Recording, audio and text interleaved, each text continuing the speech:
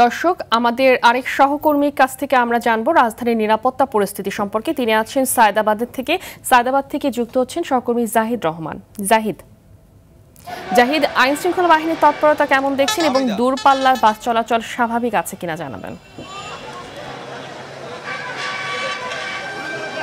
আমি এই মুহূর্তে সায়দাবাদে অবস্থান করছি। আপনি দেখতে পাচ্ছেন যে ফায়দাবাদে যে এখান থেকে যে গাড়িগুলো চলাচল করে দূরপাল্লার, সেই গাড়িগুলো ইতিমধ্যে আমরা দেখেছি যে নিয়মিত যাত্রী নিয়ে তারা যাত্রা করছেন এবং অনেক যাত্রী এখানে অপেক্ষা করছেন আপনি দেখতে পাচ্ছেন। এবং বিভিন্ন যেহেতু রুটগুলো এখান থেকে সায়দাবাদ থেকে যেখানে চট্টগ্রাম, তারপরে হচ্ছে কি সিলেট, কুমিল্লা সহ বিভিন্ন স্থানে ছেড়ে যায় এবং আপনারা দেখতে পাচ্ছেন যে বিভিন্ন যাত্রী নিয়েই তারা মূলত এখান থেকে তারা যাত্রা করছেন এবং বাসগুলোতে। এবং আমরা বেশ কয়েকটি গণপরিবহনের যারা চালক রয়েছেন এবং যারা যাত্রী রয়েছেন তাদের সাথে আমরা কথা বলেছি এবং যারা আমাদেরকে যেটি জানিয়েছেন যে তারা নির্বিঘ্নে পরিবেশেই তারা যাতায়াত করছেন এবং কোনো রকম ভয়ভীতি ছাড়াই করছেন। এবং এই ধরনের কর্মসূচিকে তারা বলছেন যে এটি ভিত্তিহীন কর্মসূচি এবং যেহেতু সাধারণ মানুষ এই ধরনের কর্মসূচিকে মূলত বলা হয় যে ধরনের কর্মসূচি মানুষ মানে না, সেই ধরনের কর্মসূচি তারা দিয়ে বরঞ্চ আরও জনগণের আরও বেশি